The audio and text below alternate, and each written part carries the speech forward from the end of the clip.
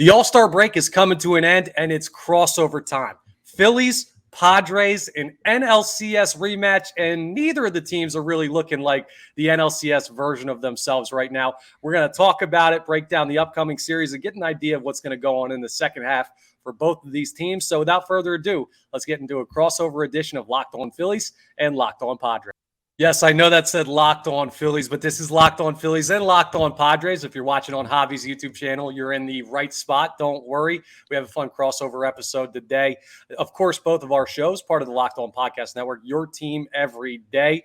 I'm joined by Javier Reyes, who is host of Locked On Padres. You guys, Twitter handle down there. Follow him on socials. He's not wearing that hat just for fun. It's actually the opposite. That is the below 500 hat. I understand it, Javi. And, Yeah, man, it's look, I said this like 2 months ago, it feels like, and I said I started the bit. It was when they had gotten swept by the Dodgers, on national TV, on the ESPN game. They're yucking it up and laughing in the dugout, which was a bad look as you're getting swept. It's like, okay. And then they faced the Royals, who even at the time arguably might have been worse than the Oakland A's and still arguably worse than the Oakland A's in terms of just like on field. Off field, obviously, the A's have a lot of stuff. And then I started wearing the hat, and I basically, like maybe a few days into it, said I'll stop wearing it as soon as they hit 500, and that has not happened. Every time they're close, they win a series against the Rays, then they get blown out by San Francisco. It's been an up and down season, man. But even more than up and down, more like an up and dive. You know what I mean? Like a dive back to the bottom. So it's been pretty rough, and I'm hoping that I might have a new rule for the hat going forward. But I'm hoping that the second half, can provide some more confidence, or at least give us a little something. Give us a little something. We workshop some stuff with the hat, so maybe you don't have to wear it every single day. But if that hat's not a reason to subscribe, I don't know what is. Make sure you're following us on socials, rating, reviewing where you get your podcast, and subscribing to YouTube channels Locked On Phillies and Locked On Padres. Now, speaking of the first half, it hasn't been ideal for either team. And the Phillies, the last time we saw you guys really in earnest was the NLCS last year. We don't need to get into that and everything. I'm not trying to bring up scars of the past, but the point is both teams were playing really well at that point, well enough to be competing for the National League pennant. And it's been an underwhelming first half for both teams. When you look at the Padres and what's gone wrong, what have been the main issues so far for a team that had high aspirations coming into this season? The number one thing is probably runners in scoring position. Their offense, considering that they've got, Tatis, Machado, Soto, and Xander Bogaerts, I don't think it was like inconceivable that maybe the Padres, their lack of depth, they have traded a lot of prospects over the years, made a lot of big moves for better or worse, that it's fine if you were expecting, all right, maybe they'll be a good offense because this just having those four guys should be amazing, right? But it hasn't been the case at all, particularly when it comes to Xander Bogaerts and Manny Machado. Both of them struggling to get things going. Xander basically just had a good first month, and ever since then, he's kind of just been a premium glove, which isn't great. Like Ha-Seong Kim has been better than him offensively. Just really not great overall. And I think that Machado is even more frustrating, arguably, because it was an extension, and it's not like he's with a new team. And Xander, he goes from American League to National League, first year of a big contract. That happens sometimes. I think we notice, especially when you're changing leagues. Right. So that's been the super frustrating part. And what's worse, though, is that they are literally good in other areas of baseball. 3 of the 4.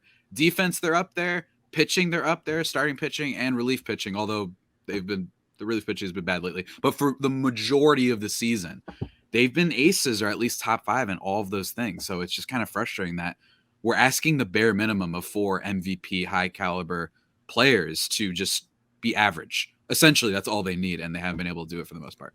Right, and the Phillies are kind of dealing with the same thing. Now, they've been lucky enough that the starting pitching since the start of June has been incredible. Like, top of the league, so good. All of their guys have really stepped up, but it was a very slow start for them, and even still now. Bryce Harper, he's hitting like 290, but he doesn't have the power swing coming back from the Tommy John surgery he had this offseason.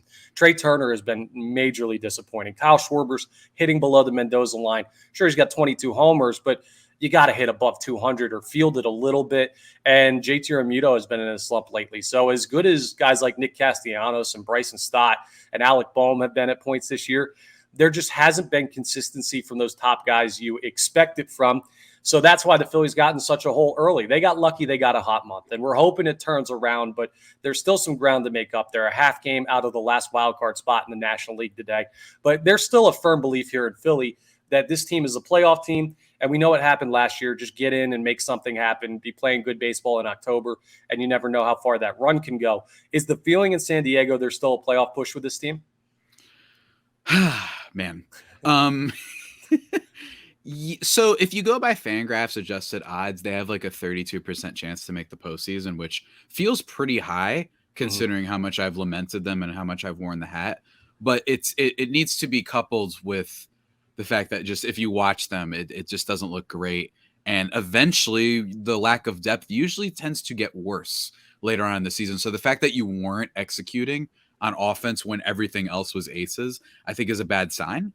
Going forward, because then if, like I alluded to with the bullpen, if the bullpen or starting pitching stops being so great and now you decide to hit, it's like it might be too little too late. You know what I mean? You were supposed to fire on all cylinders at the same time. So don't get me wrong, they still have a chance. And as long as they have a chance, I think that AJ Preller, for better or, in my opinion, worse, is going to go for it. I actually talked yesterday on my show with Ryan Finkelstein, our buddy over at Locked On Mets, about, of course, if they wanted to, the Padres really could like dictate the entire trade deadline market, because there's not a lot of sellers. A lot of the bad teams that people expected to be, I shouldn't say bad teams, but a lot of the teams that were expected to be sellers, like the Giants, for example, are actually probably going to be buyers. So it's like, it's this weird, bizarre world we're in. And the Padres would have guys like Snell and even, Seth Lugo, Michael Wacha, Juan Soto being a big one, right? Like they would have some heavy names, and they could just reset everything and get ready for next year if they wanted to. Although I don't think they will. I think it's unlikely. Yeah, listen, I'm with you. When I look at the roster, and this is what I've been telling people on Locked On Phillies all year long, even when they were struggling, baseball is such a long season. The Phillies still have 73 games remaining. I'm sure the Padres are right about that number too. That when you look at a talent level of a roster, just on paper, like NFL, NBA, NHL, you look at a team on paper and you can have a bad year. In baseball, with so many games, it's so hard for a talented roster to just be bad all year. Eventually, water finds its level. And the Padres are absolutely a roster that has the talent level to be a playoff team. Like they should be. The tough thing is the division is tougher than you'd expect, with Arizona doing what they're doing this year. The Dodgers are not as good as some people would have thought, but they're still in the playoff push. I mean, you got a tough time out west. And I have faith in the team still from an outside perspective, just looking at the names. It is disappointing, though, to see where they're at record-wise, and they got to make a real push here second half of the season. Yeah, absolutely. Look, we'll see. Again, could it be too little too late? We'll see, but it's just a crucial next 2 weeks. Like it really is for both teams, I think, honestly, in a lot of ways. But, up until this deadline, we're going to see whether or not they're buyers or sellers. I'd say the Padres, absent getting swept by Philly this weekend and losing like their next 7 of 8, I think that they're going to be buyers. I just think that that's how they operate. Again, for better or worse. I said that a lot today, for better or worse. But that's kind of the whole part of the season, though. You guys are in it with these guys for better or worse. And that's kind of where the Phillies are at, too. People have talked about when the Phillies were struggling earlier, what do they do at the trade deadline? And they don't really have a lot of contracts they can offload. Most of these guys they're committed to either for the next 3 years up to the next 12 years when it comes to Trey Turner. And when you have basically every position locked down with guys that should be good, it makes it super hard to go out and get guys that would improve, because you have faith in some of these guys that still, like Xander Bogaerts, you signed him this offseason. You're not going to go find somebody else to take his position as much as he might have struggled at points. So you're kind of locked into what you have there, and it's more burn the boats. We're not coming back. We'll go get guys to help the bullpen and everything like that and just hope they play better. But I think we're in very similar spots as far as that stands. Even though the Phillies had a little bit of a hotter end of the first half, still a lot of work to be done for these two teams. You could call them, when you look at the standings for the National League right now for the wild card and for playoffs in general, you could call these teams sleepers potentially. And speaking of sleeper, well, I want to tell you about Sleeper, a great new app and a great new sponsor here of us here at Locked On. Listen to this. You want to win 100 times your money on daily fantasy baseball? I mean, you're not going to get odds like this betting in any other way. You got to check out Sleeper. they're now offering up to a 100 times payout for up to 8 pick contests. You can choose as many as 8 players that you like and pick more or less on your favorites. So you can go and say, I don't know, maybe the Padres have been struggling. You might want to pick less. I know you're a big Eric Hosmer guy. Maybe you want to go Javi and pick his under on everything and just go ahead and set that up. You could pick the overs on your favorite players. Maybe you think Xander Bogaerts coming out of it late, and you can say, oh, okay, I'm going to go over on his hits tonight. Put all this together, make a bunch of different picks, and you can use all your favorite stats like home runs, strikeouts, hits, and more. And you get your picks right, you could win big. The app's super easy to use. You just get your lineup, you pick over under on simple stats. It's so easy. Listen, if Javi and I can figure it out, you see the hat he's wearing, you've seen the Hawaiian shirt that I wear daily. We're not exactly the brightest bulbs out there, and we can work Sleeper no problem, so you can figure it out. It's an absolute great app and a great way to win some fun money daily playing fantasy baseball. So go ahead and check that out. It's also a time where if you're playing actual fantasy baseball, the All-Star break, they say it's like the halfway point, but there's a bunch of people out there in fantasy baseball leagues across the country whose teams stink, and they know their teams stink, and they're done checking their team every day. Well, you can go win money. Instead of winning it off your friends, give up on that season, play Sleeper. And you can use promo code Locked On, and you'll get up to a $100 match on your first deposit. Terms and conditions apply. See Sleeper's terms of use for details. Currently operational in over 30 states. So go ahead and check out Sleeper today. Now, I want to jump into this series we have coming up because it's an important 4 games for both teams. While the All-Star break is kind of a reset period, it can also be a time where a hot team like the Phillies might cool off a little bit. Last year, they did a very similar thing. Hot in June, hot early in July. They come out of the All-Star break with playoff aspirations and get swept by the Cubs. Now, it worked out because the Brewers collapsed down the stretch and the Phillies played good enough baseball, but the off period can cool off hot teams too. What's the feeling for the Padres heading into the second half? Do you believe this team's poised to make a run? And are you worried at all about coming to Philadelphia and seeing a team that's been really hot lately? It's so funny because the Padres have one of those like odd teams where you're just ready to believe in them because of the talent that they have, that when they win like 2 games in a row, you're like, all right, this is when it begins. This is when they go on a run and start ripping off some W's, and it just doesn't happen.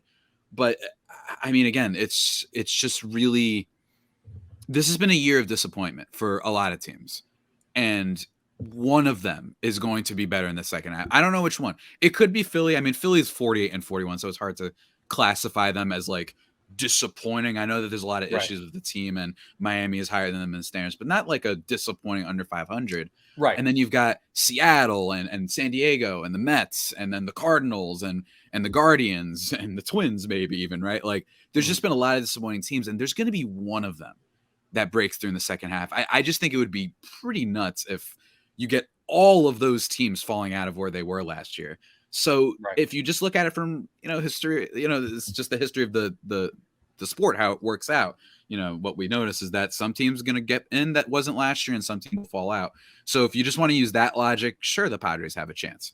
Their division's crowded, but I don't think that there's like this breakaway favorite at the moment. It doesn't feel like the Diamondbacks are unstoppable. They're still a super young team. Yes. They're still going to go through, some rough stretches, right? Even though they are super, super talented. And even if they do go through a rough stretch, Diamondbacks fans have to be happy. Same thing with like the Reds, right? Where these teams that have just been overperforming, and if they do bad or fall off, I think their fans are going to be like, well, it's okay. We have Ellie De La Cruz. You know what I mean? Playing with house money. Yeah, we're playing with house money. It's exactly right. And then you have the Dodgers, who are still very good, but this is probably their most vulnerable they've been in the last like decade, it feels like, right? Right. I mean, the rumors are that they want, Lucas Giolito. That's the recent rumor. So they're trying to address some of their needs. Whether or not they will is another story. So I think the expectations for the Padres, it's so hard because these next 2 weeks decide like everything. You know what I mean? Because if they don't, then I'll have probably like some really crazy, awesome episodes if they sell, right? Or it's like they traded Soto and they got the whole farm back or whatever that, or it's going to be, all right, lock and load. Like it's right now or never. And it's so hard, man. Because if you watch the team, every single time you think that they're finally going to play their potential, they have some weird losing 2 straight walk-off wins against the Giants because of bullpen stuff, and their bullpen has been good, or you have the loss to the Royals, or you have the win against the Rays, and that it's just kind of, it's so hard to measure them. And then, some very kind of like fringy, locker room, clubhouse like reports that it's never not everyone's getting along. Hard to read into that because that's what will happen with every team that's not playing well. So it's like you're not breaking news. People mad when not playing well. You know what I mean? So it's hard to say, but I know I'm talking a lot, so I'll leave it there. But yeah, man, I don't know what the heck they're gonna do if this doesn't work. No, like I get why. Man, go ahead. No, I get why you're talking a lot because you're one of the more interesting teams in baseball, the San Diego Padres. Like a team that was very close to winning the NL pennant last year, and now they seem to be on the outside looking in. I didn't mean that as a dig. I don't. Come on, I didn't mean it that way. I know you didn't. I'm speaking to the quality of the team. You're a good Philly fan, yeah. And you added in the offseason. Xander Bogaerts is a huge add, and you bring all those guys back. You have Machado locked up on an extension. You have Soto for another 2 years, counting this season, out after 2024. More on him a little bit later that I want to ask you about. But it's very interesting to me. So don't mind jumping in and explaining what you think's going on with this team, because I'm sure there's a lot of folks here in Philly who don't really keep up with the West Coast teams as well that are interested in what you want to do. Now, this series, the upside for you guys and a bit of the downside for the Phillies, we thought that Rob Thompson was going to try and work the rotation a little bit coming out of the All-Star break to get the top arms throwing. Now, everybody's been really good recently for the Phillies, but it's no secret that Zach Wheeler is better than Christopher Sanchez, who's made a couple of starts coming up from AAA this year. But you're going to get Sanchez game one. Then you're going to get Walker. And I mean, it's not the top of the rotation. It's a 4-game series with a doubleheader on Saturday. So you'll still see 4 of the 5 guys. But there's an opportunity there where it seems like Rob Thompson didn't put out the big guns more to give guys rest. And I wonder if that comes back to bite the Phillies, especially against an offense that can get rolling at any time like the Padres have right now. Yeah, I mean, it's funny because with the Phillies, and I would love to hear your take on this, they have like a very bizarre world team right now. You just mentioned, what's his name? The pitcher. Give me a second. Christopher Sanchez. Where it's like, that guy's has been pitching better and granted in a little bit less time than Zach Wheeler and Aaron Nola and Taijuan Walker and Ranger Suarez. Like it's just weird. Now, I actually don't find the Aaron Nola thing that shocking. I would love your take on this because this just seems to be who he is. Yeah. You know what I mean? Like every other year, his ERA has spiked and then gone down the next year. He's Cy Young or like waiver wire in fantasy. I'm not making that up. Like that's where he's been. Is there like what's going on? Is he scared because he's a free agent? Is he just struggling with command? Is there an injury? There's a couple things that are going on with Aaron Nola. So first off, there are major extension talks in the offseason and spring training, actually, and nothing ever got done because they couldn't come to a number, which means Aaron Nola valued himself higher than the Philadelphia Phillies valued his dollar amount that they were willing to offer.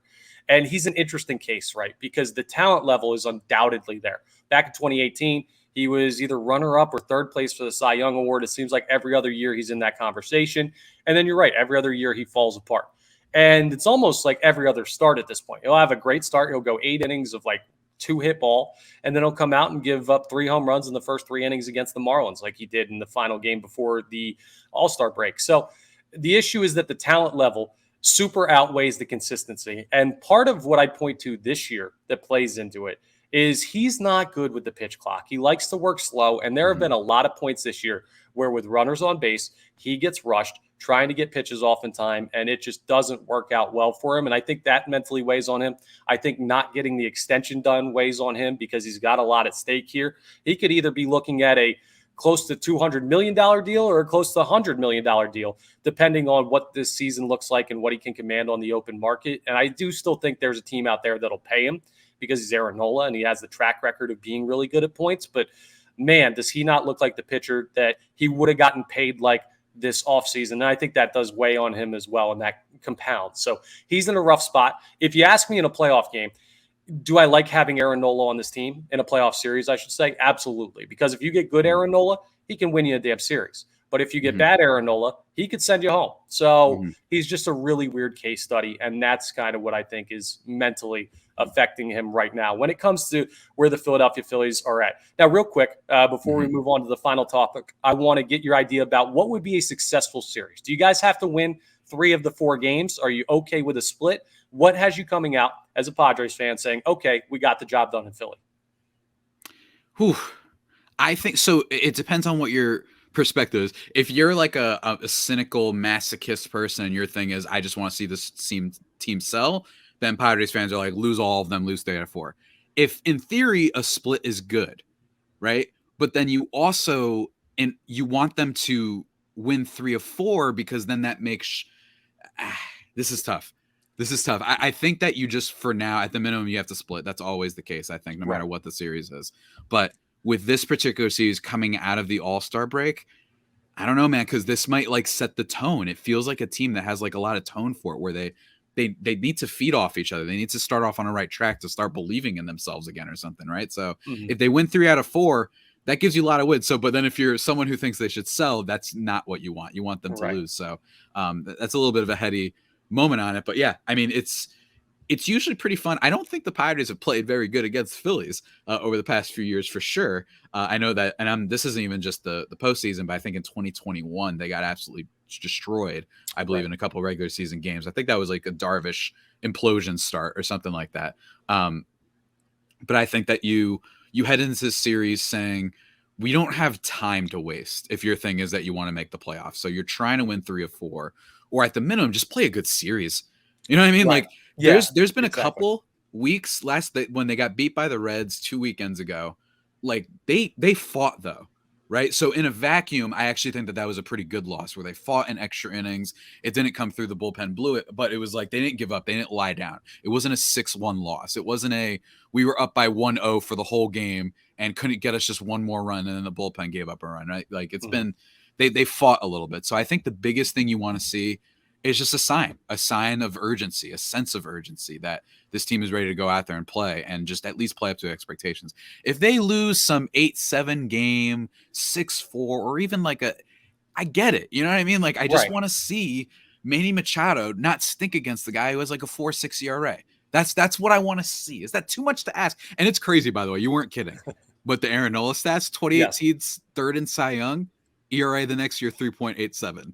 Year after that, Cy Young award, 7th in Cy Young voting, 3.28 ERA. Year after that, 4.63. It's every other year, dude. It flip-flops. It's crazy. I had him in fantasy that year. All he needed to do was give me a quality start down the stretch in my playoffs. And then after that, last year finishes 4th in Cy Young voting, 3.25 ERA, and now 4.39 this year. It's wild. He's all over the place, man. He really is. I like your thinking about the split, though. Honestly, I'd be comfortable with a split. You want to win every series, but when you have a doubleheader, I always count those as splits naturally, because it's so hard to sweep those. More often than not, those end in splits. And yeah, then just split the other two. Just come out not having a bad series out of the break. Keep a little bit of momentum.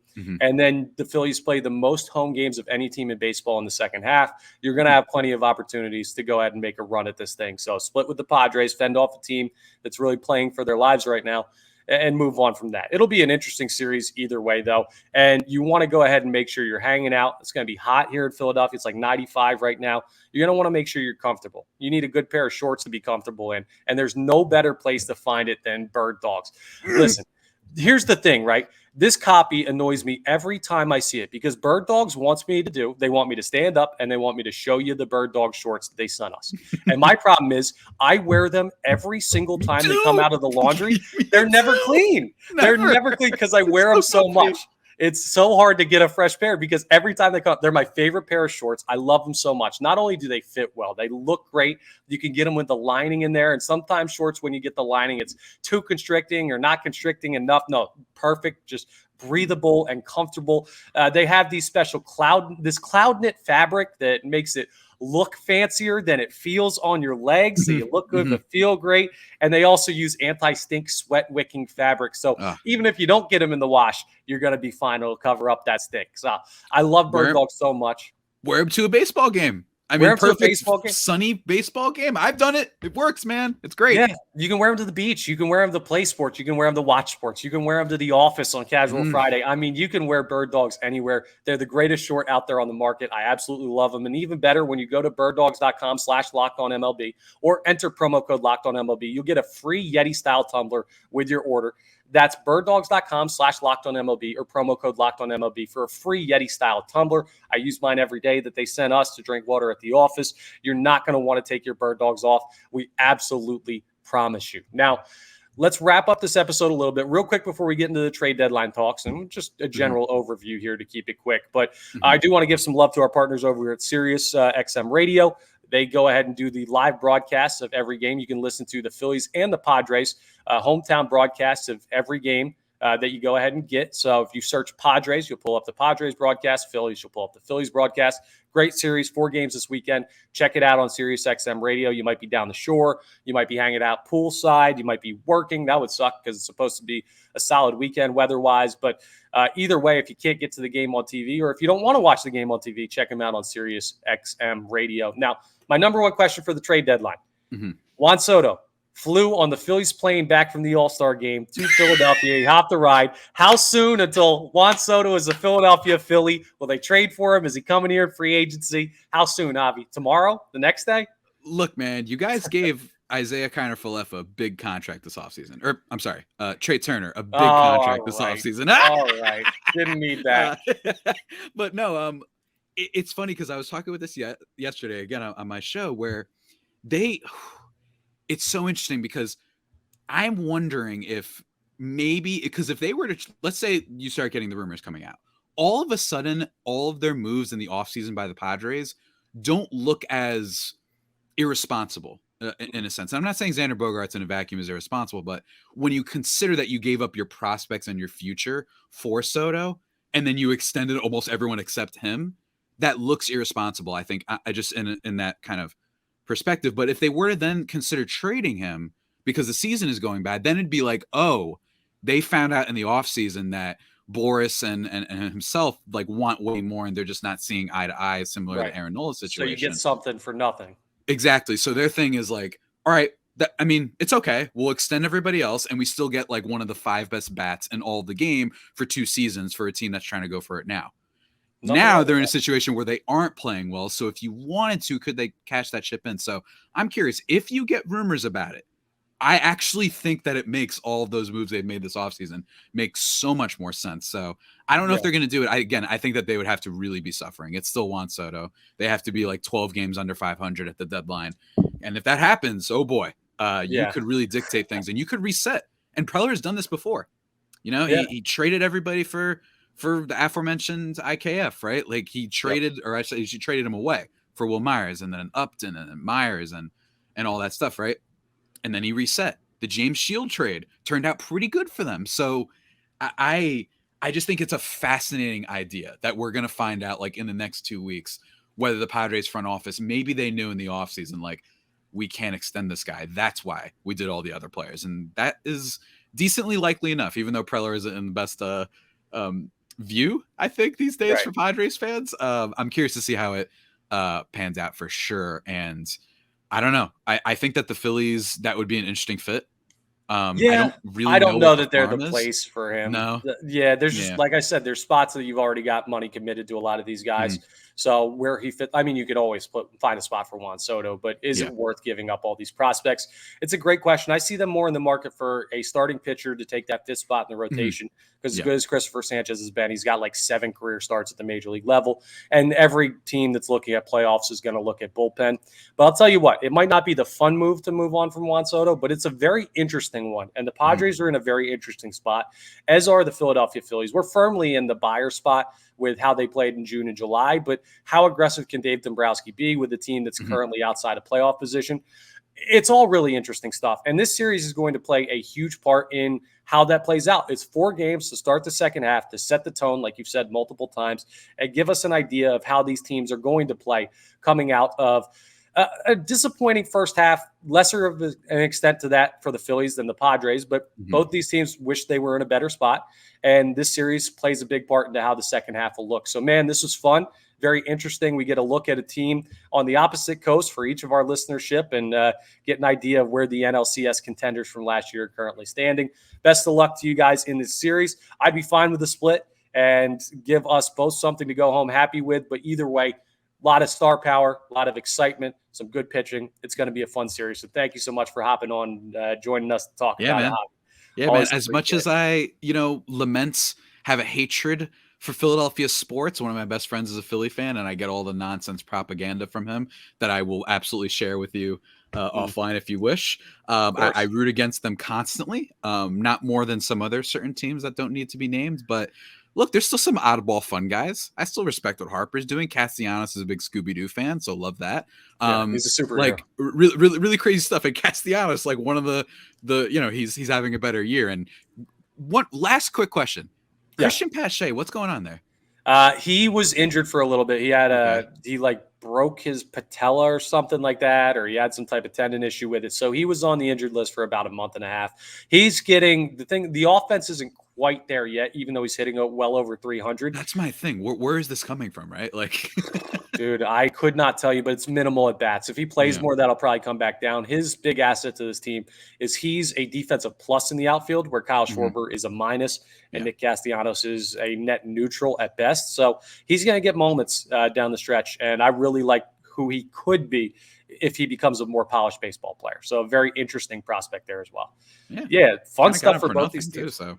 Absolutely. You literally did. You signed him off because Oakland went ahead and didn't want him, which thank you, Oakland Athletics. Really appreciate that as well. But, man, it's just been a hectic up and down all over the place season so far. Hopefully both teams right the ship in the second half of the season. And maybe we could do this again in late October, talking NLCS again. But for now, it was fun to talk this series with you, Javi. Make sure you're checking out Locked On Padres, subscribing on the YouTube. Check out Locked On Phillies as well. Of course, you know where to find my stuff.